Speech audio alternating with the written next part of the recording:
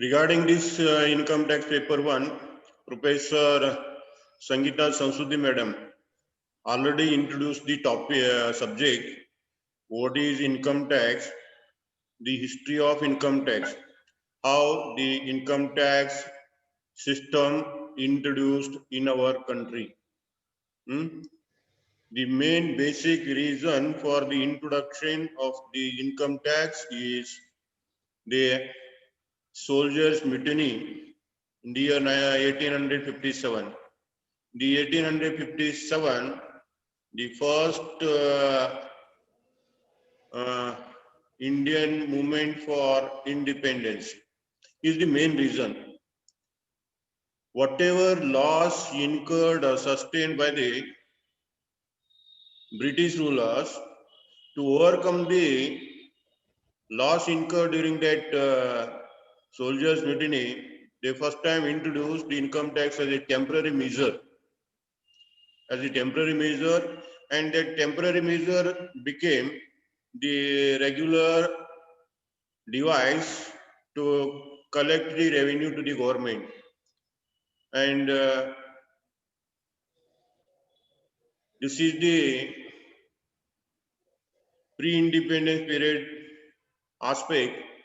And after the independence, the government of India passed the Income Tax Act in the year 1961, and that introduced from the 1st April 1962 as the Income Tax Act was passed.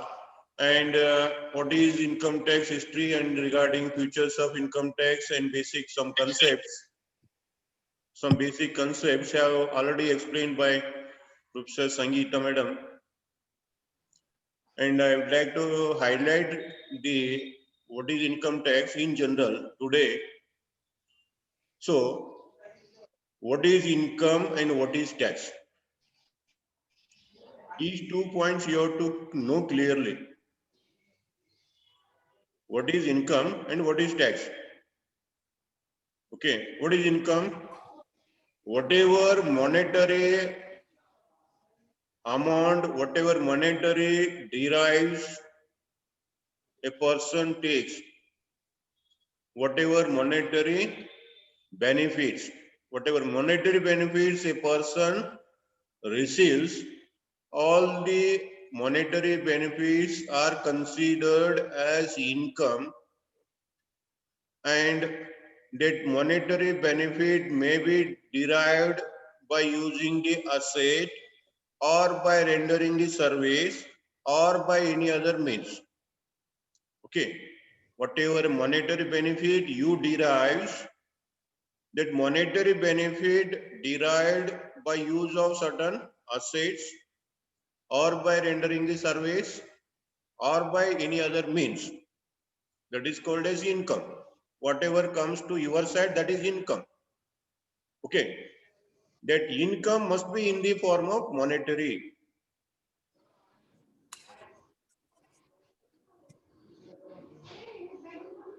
You have to receive in the form of money form. Money. Okay. Then that income is divided into 2 parts. One is taxable income, another is tax-free income. One is taxable income, another is tax-free income. And sometimes the income deductible rebate incomes. So generally I'm not talking in accordance with the legal aspect. I'm generally talking about the subject today, and tomorrow onwards I will go through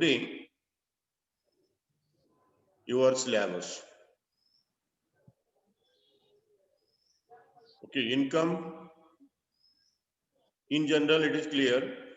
And next is that income is of 2 forms. One is taxable income, another is tax-free income. What is taxable income and what is tax-free income?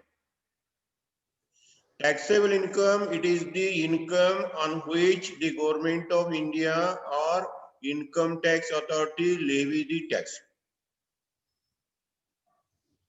what are the sources of income you are having. If those sources comes under the Income Tax Act and as they are taxable incomes, then you have to pay tax. So the taxable income is the income on which the income tax department levy the tax and calculate the income. Government of India or income tax department calculate the amount of income and levy the tax, that is called as taxable income. And second part is tax-free income. Tax-free income is the income which is received by the person and that income is not taxed by the government. There are some sources of income. On those incomes, the government or the income tax department will not levy the tax. All those incomes are called as tax-free income. About them, I would like to give one example, that is agriculture income. Agriculture income is a tax-free income. That means whatever revenue you derive from the agriculture, that agriculture income is exempted or free from tax. That is free from tax. So, if you want to claim the agriculture income as the tax-free income, tax-free income, you have to satisfy three conditions. You have to satisfy three conditions. What are those three conditions? First must be the income derived from the land. You remember this point? Income should be derived from the land. And second point is that income should be derived from the land by cultivation of land. By cultivation of land, you have to derive the income. Second point, cultivation of land is essential. Second point. And third point is that land should be situated in India. Like that, there are three conditions. If you fulfill these three conditions, then that income is called as agriculture income. Agriculture income. And simply you don't say any income as a agriculture income. As per Income Tax Act and as per income tax rules and regulations, suppose you want to say some income as agriculture income, you have to fulfill three conditions. The conditions are, first is income should be derived from the land. Land should be situated in India and that land should be used for agriculture purpose, cultivation of land.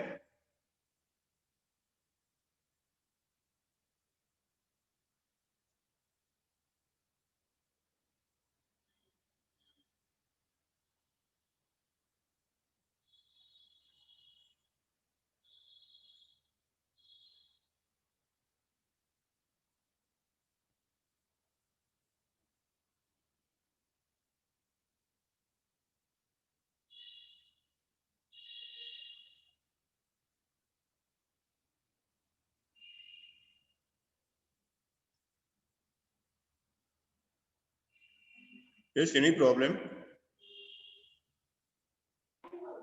No, Am I sir. audible? Someone Yes, raised sir. the hand. What is your problem? Yes, sir. Sorry, sir.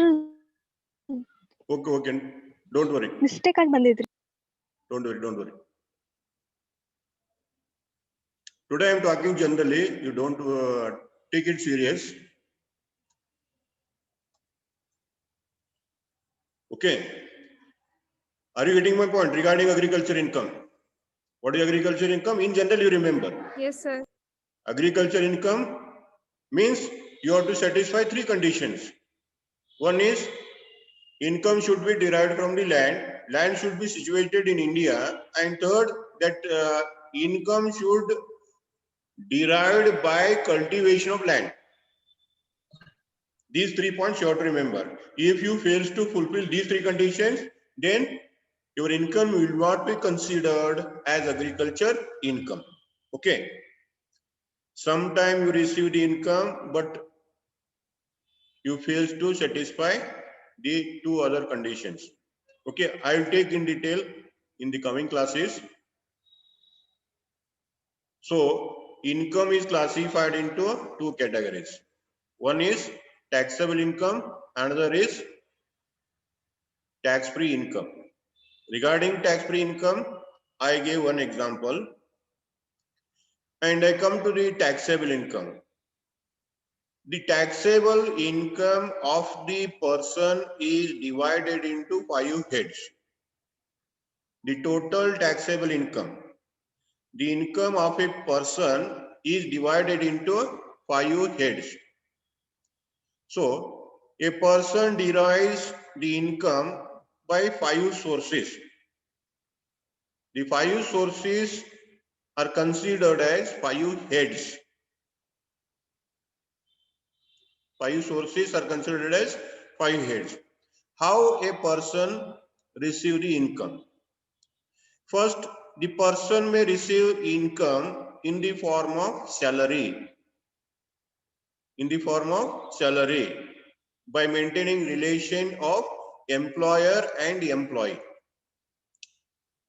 In the relation of employer and employee, you receive certain income. That income comes under the head salary. You may receive the income in the form of salary. This is the first source of income. And second source of income is income from house property. Income from house property. By letting the house or subletting the existing house, you may earn income. By letting the house property, you may earn the income. Okay. So, the income may be earned in the form of letting the house property. By letting the house property. For this also you have to fulfill so many conditions. We will see in detail in the coming classes. Second head is income from house property. And third source of income is income from business or profession. You can earn income by establishing a business or involving in any professional activities. You may earn the income. That is the third one. And fourth head or fourth source is capital gains. Capital gains means by realization of capital assets like land, building, machinery, equipments, you may earn the income. You may earn profit on capital gains. That is the fourth head. Fourth head of income. First head is in the form of salary. Second head in the form of house property. Third head in the form of business or profession.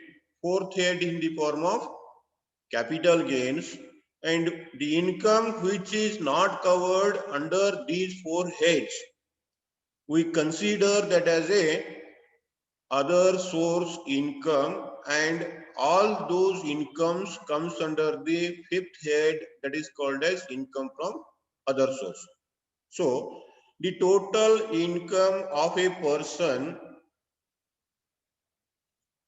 is divided by the income tax department into 5 heads. 5 heads. You may receive income in the form of salary. You may receive income in the form of house property, from the house property. You may receive income from the business or profession, or you may receive income by realizing the capital assets, that is capital gains. And whatever incomes remains, are not covered under the first four heads, all those incomes we consider as the income from other source. Okay. So, like this, income tax department divide the income of a person into 5 heads and they calculate the income. They calculate the income from each head, take the total of that income. Take the total of that income. The total of the income is called as gross total income. Gross total income. The income tax department calculate the headwise income. There are 5 heads and total of the 5 heads income is called as gross total income. From the gross total income, they give certain deductions. They give certain exemptions and all those exemptions or the deductions are deducted from the gross total income. Whatever remains, that is called as taxable income. Whatever remains, that is called as taxable income. And on the taxable income, the income tax department calculate the tax at the slab rates. Calculate the tax at the slab rates, and on the total tax, they give certain rebate. Then whatever tax they calculate, out of that, they deduct the tax already paid in the form of tax deducted at source and tax received in advance. And whatever balance remains, you have to pay to the government as a balance of tax. This is the simple form of tax calculation. So this is the point regarding general point regarding the income tax, income and tax. So this income tax is a direct tax. Remember this point. The income tax is a direct tax because the person who pay the tax himself bear the expense, himself bear it. Therefore, it is called as direct tax. Tax is classified into two. One is direct tax, another is indirect tax. Direct tax means a tax which is borne and paid by a single person. If the tax is paid by one person and borne by some other person, that is called as indirect tax. Indirect tax. This is the income and tax. Whatever I generally explained regarding income and tax. Income is divided into two. One is taxable income, another is tax-free income. There are so many examples in the tax-free incomes. I will explain in the coming classes. And how to calculate the taxable income, there are certain chapters we will see in the coming classes. Income and tax.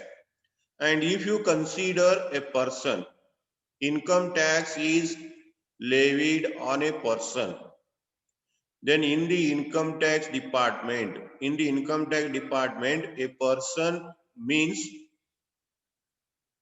on whom the income tax proceedings are going on, a person who is payable tax to the income tax department, or a person who is having the taxable income is called as person. Remember this. Who is a person? A person who is directly or indirectly payable tax to the government, or who is involved in the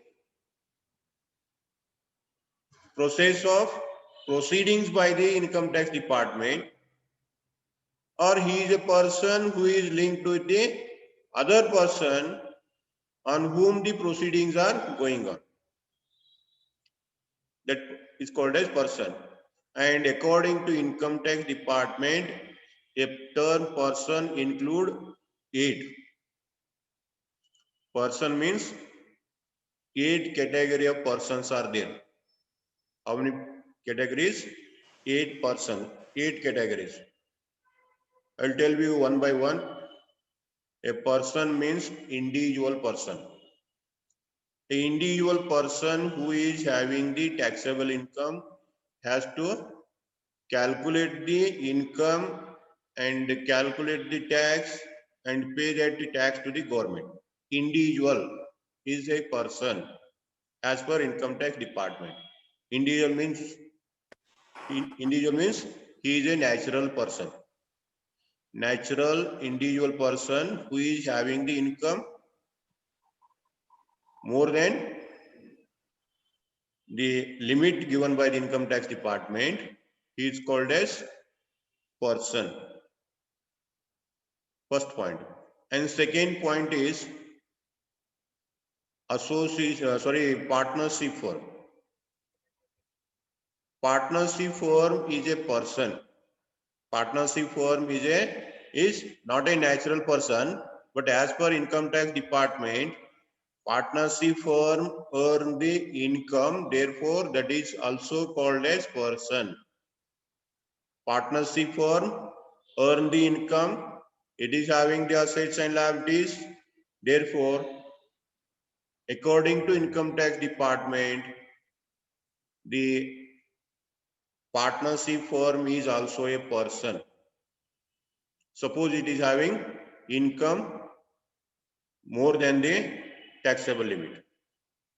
Okay, second point is partnership firm. And third is joint Hindu family firm. Joint Hindu family itself is a person as per income tax rules and regulation. Joint Hindu family is considered as a person if that Hindu family is having taxable income. And Karta is the Karta or manager of that family is the responsible for all the events. Okay. First is individual. Second is partnership firm. Third is Hindu undivided family. And fourth is association of persons. Association of persons is also a person. Association of persons. Association of person means cooperative societies.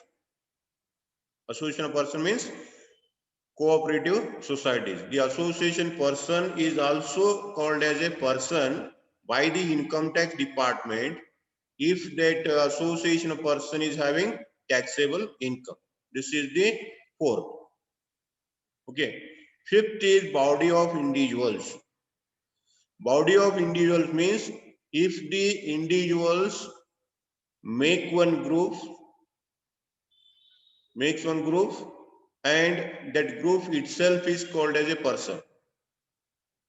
There is a slight difference between association of person and body of individuals. In the association of person, there may be natural person or the artificial person. In the association of person, the member may be natural person or artificial person. But in the body of individuals, the members are always natural persons. This is the single difference between the association of person and body of individuals. Okay. How many persons are completed? First is individual. Second is partnership firm. Third is Hindu undivided family. Fourth is association of person. Fifth is Sir, your body voice is of breaking. individuals. And sixth is joint stock company. Hello, sir. Yes, sir. Yes. Okay. What is your problem? Oh, okay. Come on, tell me. Sir, voice is breaking. Sorry, I'm extremely sorry because it is because of internet problem. Internet is not regular in this area. Okay. I'll send this video. You don't worry. Huh? I'll send the all videos to my Google Drive after the class. You can go through the Google Drive and get it clear. Okay. Okay, sir. Okay, sir. Okay, sir. Every day you go through my Google Drive. You check my Google Drive every day. You will get some new informations.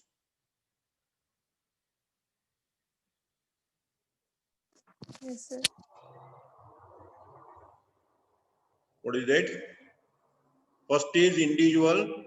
Second is partnership form.